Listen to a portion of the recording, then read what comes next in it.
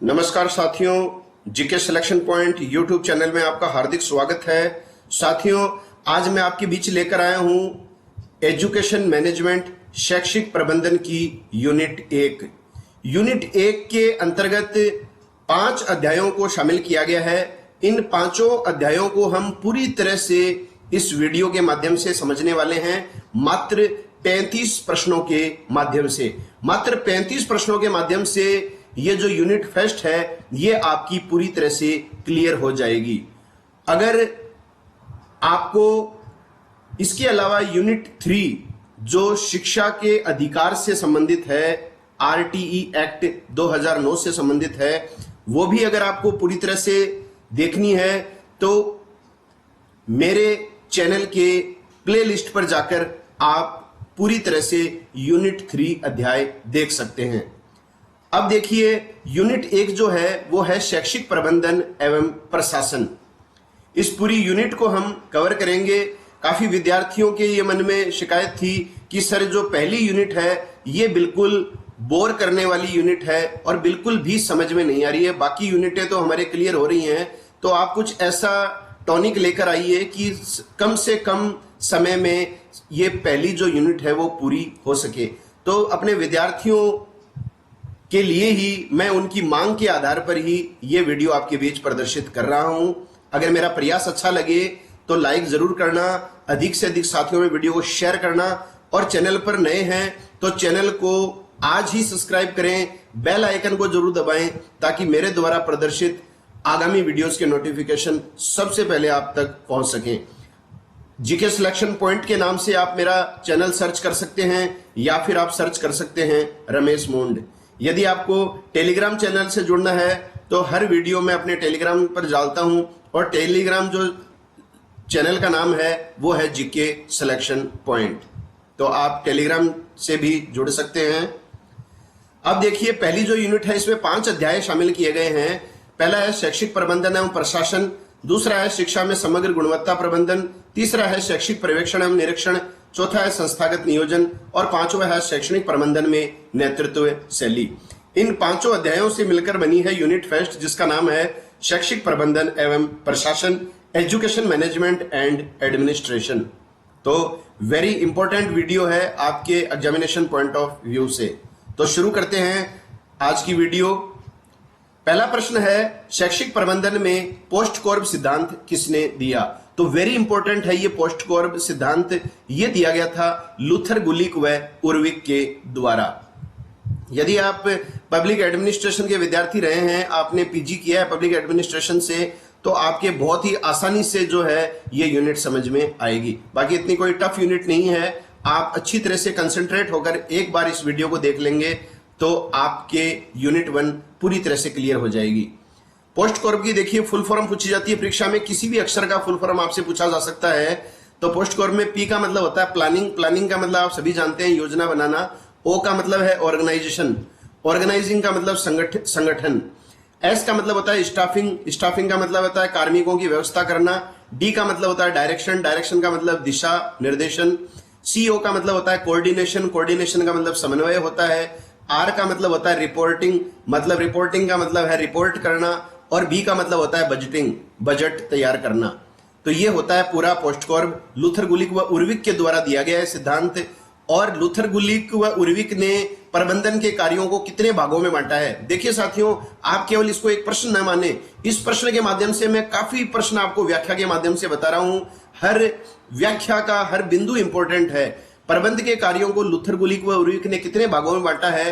तो 7 भागों में बांटा है, ये आपको ध्यान में रखना है। और 7 भाग देखिए सामने से आ रहा है, 1 2 3 4 5 6 7। इन तीनों अक्षरों को अपन मिलाएंगे तो ये 7 बन जाएंगे। अब इसमें ऑप्शन 8 भी आएगा, क्योंकि विद्यार्थी सी और ओ को भी अलग अलग कर सकते हैं। सीओ एक ही शब्द है, कोऑर्डिनेशन, ये आपको ध्यान में रखना है। इसके अलावा देखिए साथियों, लूथर गुलिक ने प्रबंध के इन कार्यों का जो उल्लेख है, प्रबंध के ये जो कार्य हैं, planning, organisation, staffing, direction, coordination, reporting और बजटिंग, इस प्रबंध के कार्यों का जो उल्लेख है लूथर गुलिक ने अपने किस पुस्तक में किया है? तो ये पुस्तक का नाम है papers on the science of administration. तो ये भी प्रश्न इंपॉर्टेंट है, papers on the science of administration किसके द्वारा लिखी गई पुस्तक है? तो लूथर गुलिक के द्वारा लिखी गई है। 1937 में इसका प्रकाशन किया गया था। अब देखिए, जहां तक अपन ने पोस्टकॉर्प की बात की है तो प्रश्न यह भी आ सकता है कि प्रबंध के कार्यों को 5 भागों में, जिसको कहा जाता है POCCC, तो प्रबंध के कार्यों को 5 भागों में किसने बांटा है? तो प्रबंध के कार्यों को 5 भागों में बांटा गया था हेनरी फ्योल के द्वारा। यहां अगर मैं चाहता तो दूसरा प्रश्न भी बना सकता था कि प्रबंध के कार्यों को 5 भागों में किसने बांटा। जैसे 7 भागों में लूथर गुलिक और उर्विक ने बांटा, वैसे ही 5 भागों में किसने बांटा था? तो ये बांटा था हेनरी फ्योल ने। देखिए, इसका फुल फॉर्म देखते हैं अपन। POCCC का क्या फुल फॉर्म है? P का प्लानिंग, O का ऑर्गेनाइजिंग, C का कमांड, कमांड देना मतलब निर्देश देना, दूसरे C का मतलब होता है कंट्रोल। ये देखिए, आप क्रम ध्यान में रखिएगा। पहले C का मतलब है कमांड, निर्देश देना, दूसरे C का मतलब है कंट्रोल मतलब नियंत्रण करना, और C का मतलब लास्ट C जो है उसका मतलब होता है कोऑर्डिनेशन। तो सबसे पहले निर्देश दिया जाएगा, फिर नियंत्रण स्थापित किया जाएगा और उसके बाद में समन्वय स्थापित होगा। अब देखिए, हेनरी फ्योल जो है उनको आधुनिक प्रबंध का जन्मदाता माना जाता है। तो प्रश्न इंपॉर्टेंट है, आधुनिक प्रबंध का जन्मदाता किसे माना जाता है? तो हेनरी फ्योल को माना जाता है। इसके अलावा प्रश्न आता है साथियों, वैज्ञानिक प्रबंधन का जनक किसे माना जाता है? तो वैज्ञानिक प्रबंधन का जनक माना जाता है फ्रेडरिक टेलर। आशा है पहला प्रश्न आपके अच्छी तरह समझ में आ गया होगा। दूसरा प्रश्न है, सामान्य उद्देश्य की प्राप्ति के लिए बनी मानवीय संस्थाओं को शैक्षिक प्रबंधन कहा जाता है। तो सामान्य उद्देश्य की प्राप्ति के लिए बनी मानवीय संस्थाएं जो है उनको शैक्षिक प्रबंधन कहा गया है। यह परिभाषा किसके द्वारा दी गई है? तो यह परिभाषा दी गई है JD मूने के द्वारा। अब देखिए, एक और भी परिभाषा आती है शैक्षिक प्रबंधन की, वेरी इंपॉर्टेंट है। वे कार्य जो प्रबंधक को करने पड़ते हैं, मैनेजमेंट संभालने वाले को जो कार्य करने पड़ते हैं उसको शैक्षिक प्रबंधन किसने कहा है? तो यह कहा है एलन के द्वारा।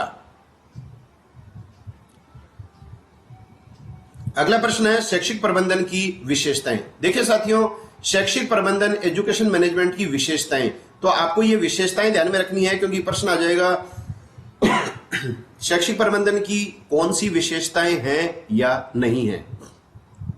तो अपन बात करेंगे विशेषताओं की। पहली विशेषता है गतिशील प्रक्रिया। तो शैक्षिक प्रबंधन एक गतिशील प्रक्रिया है।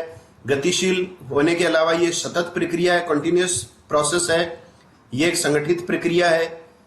शैक्षिक प्रबंधन कला व विज्ञान दोनों है। शैक्षिक प्रबंधन अमूर्त प्रक्रिया है। यहां आपको ध्यान में रखना है, ऑप्शन में दे देगा कौन सी शैक्षिक प्रबंधन की विशेषता नहीं है, तो यहां पे दे देगा मूर्त प्रक्रिया। तो शैक्षिक प्रबंधन मूर्त प्रक्रिया नहीं है, ये अमूर्त प्रक्रिया है। इसके अलावा संगठन के सभी स्तरों पर लागू होता है, निदानात्मक व उपचारात्मक प्रक्रिया है, और इसके अलावा सामाजिक प्रक्रिया भी है। तो ये होगी इसकी विशेषताएं। एक प्रश्न आता है, भारत में प्रबंधन की शुरुआत कौन सी शताब्दी में किसके द्वारा की गई थी? तो भारत में प्रबंधन की जो शुरुआत है वो 20वीं शताब्दी में अरिंदम चौधरी ने की थी। यह भी इंपॉर्टेंट प्रश्न है आपकी परीक्षा की दृष्टि से। तो 20वीं शताब्दी में अरिंदम चौधरी ने की थी भारत में प्रबंधन की शुरुआत। अगला प्रश्न है, शैक्षिक प्रबंधन के उद्देश्य। अब देखिए, मैंने लिखे हैं यहाँ पे उद्देश्य। आपको पूछ लेगा शैक्षिक प्रबंधन का निम्नलिखित में से उद्देश्य है या नहीं है। तो है और नहीं को आपको जरूर पढ़ना है, अन्यथा प्रश्न गलत हो जाएगा। उद्देश्य, ऑब्जेक्टिव्स क्या हैं? समय का सदुपयोग करना, संसाधनों का अधिकतम उपयोग करना, कार्मिकों में प्रेम व स्नेह का विकास करना, छात्र व समाज केंद्रित शिक्षा का विकास करना, कर्मचारियों में योग्यता अनुसार कार्यों का विभाजन करना, और छात्रों में अच्छे नागरिक के गुणों का विकास करना। तो ये सारे इसके उद्देश्य हैं शैक्षिक प्रबंधन के। एक प्रश्न आता है, प्रबंधन गुरु की संज्ञा किसे दी जाती है? तो प्रबंधन गुरु की संज्ञा दी जाती है पीटर एफ ड्रकर को। ये इंपॉर्टेंट प्रश्न है, कंफ्यूज मत होइएगा। पीटर एफ ड्रकर को कहा जाता है प्रबंधन गुरु। अगला प्रश्न है, शैक्षिक प्रबंधन के मूल तत्व कौन कौन से हैं? तो शैक्षिक प्रबंधन के मूल जो तत्व हैं वो हैं निर्णय लेना, समस्या का समाधान करना, मानवीय संबंध सद्भावना युक्त बनाना और संचार। ये है शैक्षिक प्रबंधन के मूल तत्व। इसके अलावा देखिए साथियों, जे हर्टले के द्वारा भी 3 तत्व बताए गए हैं। तो जे हर्टले के द्वारा कौन से 3 तत्व बताए गए हैं वो भी अपन देख लेते हैं इसी प्रश्न की व्याख्या के माध्यम से। पहला तत्व है अदा, जिसको बोलते हैं इनपुट। इनपुट में कौन कौन शामिल होते हैं? छात्र है, शिक्षक, प्रशासक, भवन, फर्नीचर, जितनी भी भौतिक सामग्रियां हैं, संसाधन है, वो सारे इनपुट में आते हैं। दूसरा होता है प्रबंधन प्रक्रिया। प्रबंधन प्रक्रिया में देखिए आता है वित्तीय विभाजन, क्रय और संप्रेषण। इसके अलावा तीसरा होता है प्रदा, आउटपुट। आउटपुट में आता है प्रबंधकीय उपलब्धियां, नवीन क्षेत्र का निर्माण। अगला प्रश्न है, भारत में शैक्षिक प्रबंधन या प्रशासन कितने स्तरों पर संचालित किया जा रहा है? तो शैक्षिक प्रबंधन या एडमिनिस्ट्रेशन जो है वो 3 स्तरों पर संचालित किया जा रहा है। कौन कौन से 3 स्तर हैं? केंद्रीय स्तर, राज्य स्तर और स्थानीय स्तर। अगला प्रश्न है, केंद्रीय स्तर पर मानव संसाधन विकास मंत्रालय, जिसको बोलते हैं ministry of human resource development, का गठन कब किया गया था? तो केंद्रीय स्तर पर मानव संसाधन विकास मंत्रालय का जो गठन है वो किया गया था 1985 में। ये इंपॉर्टेंट वर्ष है। इससे पहले देखिए साथियों, 1985 से पूर्व जो है एमएचआरडी को शिक्षा मंत्रालय ही कहा जाता था। यह आपको ध्यान में रखना है। 1985 से पहले मानव संसाधन विकास मंत्रालय को शिक्षा मंत्रालय ही कहा जाता था। इसी से जोड़ा अगला प्रश्न है, किस दिनांक को एमएचआरडी का नाम पुनः शिक्षा मंत्रालय कर दिया गया? तो अब जो है 17 अगस्त 2020, 17 अगस्त 2020 को एमएचआरडी मानव संसाधन विकास मंत्रालय का नाम पुनः पहले वाला ही कर दिया गया है। जो 1985 से पहले तो शिक्षा मंत्रालय जो नाम था वही नाम इसका दोबारा बदलकर कर दिया गया है एमएचआरडी का शिक्षा मंत्रालय। तो कब किया गया? ये इंपॉर्टेंट प्रश्न आपकी परीक्षा की दृष्टि से हो सकता है। 17 अगस्त 2020। और राष्ट्रपति रामनाथ कोविंद की स्वीकृति के पश्चात एमएचआरडी का नाम बदलकर हो गया है शिक्षा मंत्रालय। अगला प्रश्न है, राज्य स्तर पर शिक्षा मंत्रालय के अंतर्गत शिक्षा विभाग के कितने अंग निर्धारित किए गए हैं? तो राज्य स्तर पर शिक्षा मंत्रालय के अंतर्गत शिक्षा विभाग के 2 अंग निर्धारित किए गए हैं। देखो कौन कौन से हैं शिक्षा विभाग के 2 अंग। एक तो है शिक्षा सचिवालय और एक है शिक्षा निदेशालय। शिक्षा सचिवालय का मुख्यालय है जयपुर में और शिक्षा निदेशालय का है बीकानेर में। यह भी प्रश्न बनता है। शिक्षा सचिवालय का जो मुख्य अधिकारी होता है वो शिक्षा सचिव कहलाता है और शिक्षा निदेशालय का मुख्य अधिकारी होता है शिक्षा निदेशक, एजुकेशन डायरेक्टर। अब देखिए कार्य क्या है शिक्षा सचिवालय का? कार्य है शैक्षिक नीतियां बनाना व क्रियान्वित करना। जो भी शैक्षणिक नीतियां बनेगी, पॉलिसीज बनेगी, वो ये बनाएगा शिक्षा सचिवालय और इनको इंप्लीमेंट भी करवाएगा, क्रियान्विति भी करवाएगा। शिक्षा निदेशालय का कार्य क्या है? राज्य सरकार व विद्यालयों के मध्य सामंजस्य स्थापित करना। आशा है आप सारे प्रश्न अच्छी तरह समझ पा रहे हैं। काफी मेहनत के पश्चात ये पूरी यूनिट के अंदर से अध्ययन करने के बाद में मैंने ये प्रश्न आपके बीच में छांटे हैं। अगर वाकई आपको ये प्रश्न अच्छे लग रहे हैं, आपको लगता है कि एग्जामिनेशन पॉइंट ऑफ व्यू की दृष्टि से बहुत ही इंपॉर्टेंट प्रश्न साबित होंगे, तो डेफिनेटली आप वीडियो को लाइक करें, अधिक से अधिक साथियों में वीडियो को शेयर करें और ऐसी ही वीडियोस आपको लगातार मिलती रहेगी। साथियों आप चैनल को सब्सक्राइब करें, अपने साथियों से भी सब्सक्राइब करवाएं और बेल आइकन को जरूर दबाएं ताकि मेरे द्वारा प्रदर्शित प्रत्येक वीडियो का नोटिफिकेशन सबसे पहले आपको मिले। अगला प्रश्न है, स्थानीय स्तर के शैक्षिक प्रशासन का संबंध मुख्यतया होता है। तो स्थानीय स्तर के शैक्षिक प्रशासन का संबंध होता है प्राथमिक शिक्षा से। अगला है, स्थानीय स्तर का शैक्षिक प्रशासन किस प्रकार से संगठित किया जाता है? तो यह संगठित किया जाता है पंचायती राज व प्रारंभिक शिक्षा विभाग के द्वारा मिलकर। देखो किस तरह से संगठित होता है स्थानीय स्तर का प्रशासन। देखो एक तरफ तो होता है पंचायती राज जिला परिषद स्तर पर और दूसरी तरफ है प्रारंभिक शिक्षा विभाग। जिला स्तर पर इसको ये जो मुख्य अधिकारी होता है उसको कहा जाता है सीओ, जिसका मुख्य नाम जो होता है वो होता है मुख्य कार्यकारी अधिकारी।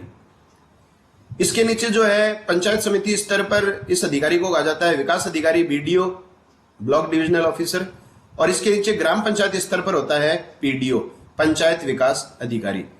अब देखिए प्रारंभिक शिक्षा विभाग में सबसे ऊपर जिला स्तर पर होता है डीईओ, जिला प्रारंभिक शिक्षा अधिकारी। इसके नीचे होता है पंचायत समिति स्तर पर बीओ होता है, ब्लॉक प्रारंभिक शिक्षा अधिकारी। अब देखिए जो साथी सेवा में हैं वो तो आसानी से इन चीजों को पकड़ लेंगे, लेकिन जो एकदम फ्रेशर्स हैं उनको यहाँ पर विशेष ध्यान देने की आवश्यकता है। अच्छी तरह आप चीज को समझिए, ये स्तर है इनका अलग अलग। और पंचायत समिति स्तर के नीचे जो होता है वो ग्राम पंचायत स्तर पर होता है पीओ। इसको बोलते हैं प्रारंभिक शिक्षा अधिकारी, पंचायत एलिमेंट्री एजुकेशन ऑफिसर। अगला प्रश्न है, विद्यालय स्तर पर शैक्षिक प्रबंधन के प्रमुख भौतिक संसाधन कौन कौन से होते हैं? तो विद्यालय स्तर पर शैक्षिक प्रबंधन के भौतिक संसाधन कौन कौन से होते हैं, ये आप आसानी से आइडेंटिफाइड कर सकते हैं ऑप्शन के माध्यम से। जैसे भवन, बिल्डिंग है, इमारत है, पुस्तकालय है, खेल मैदान है, शैक्षिक सामग्री, प्रयोगशाला, स्टोर भंडार है, पोशार सामान है, ये सारे के सारे जो हैं ये भौतिक संसाधनों के अंतर्गत आते हैं। अब देखिए प्रबंधन के उपनाम। प्रबंधन के उपनाम दिए गए हैं संगठन का मानक और संगठन का मस्तिष्क। संगठन का मानक कहा गया है प्रबंधन को, मैनेजमेंट को, और संगठन का मस्तिष्क भी इसी प्रबंधन को कहा गया है।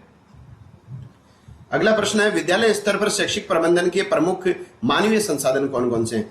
तो देखिए साथियों, आपको भौतिक संसाधनों के बारे में पता चल गया है। मानवीय संसाधन देखो, जैसे संस्था प्रधान है वो मानवीय संसाधन है, शिक्षक मानवीय संसाधन है, विद्यार्थी हैं, अभिभावक हैं और स्थानीय लोग हैं। इन पांचों तत्वों को मिलाकर ही तो पूरा विद्यालय संगठन बनता है। अब एक प्रश्न आता है, विद्यालय का नाड़ी तंत्र किसे कहा जाता है? तो विद्यालय का जो नाड़ी तंत्र है वो है शिक्षक। यह अच्छी तरह आप ध्यान में रख लेना, विद्यालय का नाड़ी तंत्र किसे कहा जाता है? शिक्षक को कहा जाता है। अब देखिए, इसी से संबंधित कुछ सुमेलित करने वाले प्रश्न मैं आपके बीच लेकर आया हूं एक साथ। अगर देखो, सबसे पहले इसको ले लेते हैं। विद्यालय का नाड़ी तंत्र आप समझ गए, शिक्षक को कहा जाता है। एक विद्यालय का मस्तिष्क, विद्यालय का मस्तिष्क कहा जाता है प्रधानाध्यापक को। इसके अलावा संगठन का मस्तिष्क, पूरे ऑर्गेनाइजेशन का जो मस्तिष्क होता है वो कहलाता है प्रबंधन। यहां आप प्रधानाध्यापक मत कर देना, गलती हो जाएगी, बिल्कुल बताता हूं मैं आपको। संगठन का मस्तिष्क, अगर आपको संगठन का मस्तिष्क पूछा जाए तो प्रबंधन आएगा। विद्यालय का मस्तिष्क अगर आपसे पूछा जाए तो ही प्रधानाध्यापक उत्तर आएगा। नाड़ी तंत्र शिक्षक है, और इसके अलावा विद्यालय का स्पार्क प्लग, स्पार्क प्लग जो है वो कहा जाता है समय सारणी को। समय सारणी के अनुसार ही सब कुछ व्यवस्थित चलना चाहिए, तो ये है विद्यालय का स्पार्क प्लग। अगला प्रश्न है, किस आयोग के अनुसार भारत का भविष्य उसकी कक्षाओं में निर्मित हो रहा है? तो भारत का भविष्य उसकी कक्षाओं में निर्मित हो रहा है, ये प्रश्न कई बार परीक्षाओं में आ चुका है। तो ये है कोठारी आयोग के अनुसार। कोठारी आयोग 1964 से 66। अगला प्रश्न है, शिक्षा को किस सूची के अंतर्गत रखा गया है? वेरी इंपॉर्टेंट है, पॉलिटिकल साइंस के विद्यार्थी तो अच्छी तरह जानते हैं इस प्रश्न का उत्तर। तो शिक्षा को रखा गया है समवर्ती सूची के अंतर्गत, जिसको बोला जाता है कॉन्करेंट लिस्ट। सूचियां तीन ही होती है, संघ सूची, राज्य सूची और समवर्ती सूची। देखिए साथियों, 1975 तक जो शिक्षा था वो राज्य सूची का विषय था, ये आपको ध्यान में रखना है। अब 1976 में क्या हुआ? 42वां संविधान संशोधन हुआ, और इस 42वें संविधान संशोधन के द्वारा जो है वो शिक्षा को राज्य सूची से हटाकर कौन सी सूची में रख दिया गया है? समवर्ती सूची के अंतर्गत रख दिया गया है। मतलब अब जो शिक्षा है उस शिक्षा विषय पर कानून बनाने का अधिकार केंद्र और राज्य की सरकारें दोनों रखती हैं। अगर विवाद उठ जाता है किसी विषय पर, शिक्षा संबंधी विषय पर, तो अंतिम निर्णय जो है वो केंद्र सरकार का ही मान्य होगा। वो विवाद उठने पर बात है, बाकी राज्य और केंद्र दोनों कानून बना सकते हैं इस विषय पर। अब अगला प्रश्न है, स्वतंत्र भारत में माध्यमिक शिक्षा हेतु नियोजन का कार्य करने हेतु कौन सी समिति का गठन किया गया था? तो स्वतंत्र भारत में माध्यमिक शिक्षा हेतु नियोजन का कार्य करने के लिए समिति का गठन किया गया था। उस समिति का नाम है ताराचंद समिति। ताराचंद समिति जो है उसका गठन किया गया था 1948 में। अब देखिए, वर्तमान में शैक्षिक प्रबंधन में आपदा प्रबंधन को भी स्थान प्राप्त है। तो शैक्षिक प्रबंधन में आपदा प्रबंधन को भी स्थान दे दिया गया है वर्तमान में। और केंद्रीय माध्यमिक शिक्षा परिषद का गठन कब किया गया? केंद्रीय माध्यमिक शिक्षा परिषद का गठन किया गया था 1923 में। सभी इंपॉर्टेंट प्रश्न है ये। अगला प्रश्न है, शिक्षा में संपूर्ण गुणवत्ता प्रबंधन क्यों महत्वपूर्ण है? तो शिक्षा में टोटल क्वालिटेटिव मैनेजमेंट क्यों महत्वपूर्ण है? तो किसी भी शैक्षिक स्तर संस्था की कमजोरियों, खतरों व सुअवसरों की पहचान करने हेतु संपूर्ण गुणवत्ता प्रबंधन महत्वपूर्ण है। अगला प्रश्न है, परिभाषा है ये, शिक्षा में संपूर्ण गुणवत्ता प्रबंधन शिक्षा के उद्देश्यों को वास्तविकता में क्रियान्वित करता है व इसका संबंध किसी भी शैक्षिक संस्था द्वारा अधिकाधिक गुणवत्ता प्राप्त करने का मार्ग पाने से है। ये परिभाषा किसके द्वारा दी गई है? तो इस तरह की परिभाषा अगर आ जाए तो वो परिभाषा दी गई है कुवान के द्वारा। अगला है, जोसेफ फिल्ड्स ने किसी शैक्षिक संस्था में संपूर्ण गुणवत्ता प्रबंधन के अंतर्गत कितनी प्रतिबद्धताएं आवश्यक बताई हैं? तो जोसेफ फिल्ड ने जो है वो 7 प्रतिबद्धताएं आवश्यक बताई हैं। कौन कौन सी 7 प्रतिबद्धताएं हैं वो आपको ध्यान में रखनी है। पहला है संपूर्ण गुणवत्ता प्रबंधन की प्रतिबद्धता, दूसरा है सदैव ग्राहक अभिमुखीकरण की प्रतिबद्धता, तीसरा है एक दल के रूप में कार्य करने की प्रतिबद्धता, चौथा है नेतृत्व हेतु प्रतिबद्धता, पांचवा है सतत सुधार की प्रतिबद्धता, छठा है दल व स्वयं की क्षमताओं पर विश्वास करने की प्रतिबद्धता और सातवां है गुणवत्ता हेतु प्रतिबद्धता। तो ये जो है वो 7 प्रतिबद्धताएं आवश्यक बताई हैं जोसेफ फिल्ड्स ने शैक्षिक संस्था में संपूर्ण गुणवत्ता प्रबंधन के अंतर्गत। अगला प्रश्न है संपूर्ण गुणवत्ता प्रबंधन को किसी शैक्षिक संस्था में सफलतापूर्वक लागू करने के लिए जेरोम एस सरकारों ने कितने पद आवश्यक बताए हैं? तो शैक्षिक संस्था में सफलतापूर्वक संपूर्ण गुणवत्ता प्रबंधन को लागू करने के लिए जेरोम एस सरकारों ने कुल 5 पद आवश्यक बताए हैं। कौन कौन से 5 पद हैं ये आप ध्यान में रखिएगा। अगर प्रश्न गहराई में आएगा तो यही प्रश्न आएगा। तो पहला है ग्राहक केंद्रित, दूसरा है संपूर्ण जुड़ाव, तीसरा है मापन, चौथा है शिक्षा के लिए क्रमबद्ध योजना व्यवस्था और पांचवा है सतत सुधार। अगला प्रश्न है शिक्षा में संपूर्ण गुणवत्ता प्रबंधन के कौन से 2 आयाम अंतर्निहित हैं? तो संपूर्ण गुणवत्ता प्रबंधन के कौन से 2 आयाम अंतर्निहित हैं शिक्षा में? तो पहला है संपूर्ण गुणवत्ता और दूसरा है गुणवत्ता प्रबंधन। अगला प्रश्न है संपूर्ण गुणवत्ता प्रबंधन में भूमिका होती है। तो संपूर्ण गुणवत्ता प्रबंधन में किन किन की भूमिका होती है? देखिए साथियों, अभिभावक की भूमिका होती है, विद्यार्थी की भूमिका होती है, अध्यापक की होती है, प्रधानाचार्य की होती है, प्रशासन की होती है और बोर्ड की होती है। तो इन 6 की भूमिका होती है। अगला प्रश्न है पर्यवेक्षण जो शब्द है वो अंग्रेजी भाषा के सुपरविजन शब्द का पर्याय है। आप सभी जानते हैं पर्यवेक्षण को अंग्रेजी में सुपरविजन कहा जाता है। इसमें सुपर तथा विजन शब्दों से क्या तात्पर्य है? तो ये तो आपको तय पता है कि सुपर तथा विजन शब्दों से मिलकर बना है ये। तो सुपर का जो अर्थ होता है वो होता है असाधारण, अलौकिक और दिव्य, और विजन का अर्थ होता है अत्यंत सूक्ष्म दृष्टि। अगला प्रश्न है विद्यालयी दृष्टिकोण से पर्यवेक्षण का तात्पर्य क्या है? तो पर्यवेक्षण का तात्पर्य विद्यालय दृष्टिकोण से है विद्यालय की चहुमुखी दिशाओं का ध्यानपूर्वक अवलोकन करना तथा विकास के लिए उपयुक्त सुझाव देना। तो पहले तो ओवरऑल डेवलपमेंट के लिए जो है हमें क्या करना पड़ेगा? अवलोकन करना पड़ेगा, वो भी ध्यान से। उसमें कमी और बेसी सभी चीजें आएंगी और बाद में जो है वो विकास के लिए उपयुक्त जो है हमें सजेशन देने पड़ेंगे। ये होता है विद्यालय दृष्टिकोण से पर्यवेक्षण का तात्पर्य।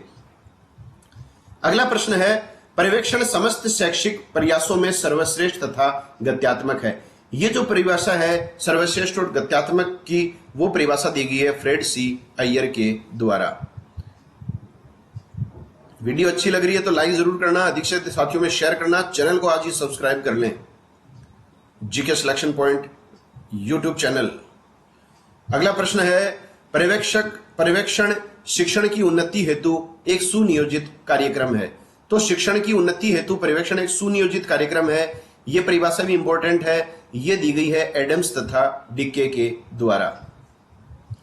शैक्षिक पर्यवेक्षण के प्रकार बताएं। तो प्रकार कौन से हैं? व्यक्तिगत पर्यवेक्षण और विषय विशेषज्ञों द्वारा पर्यवेक्षण।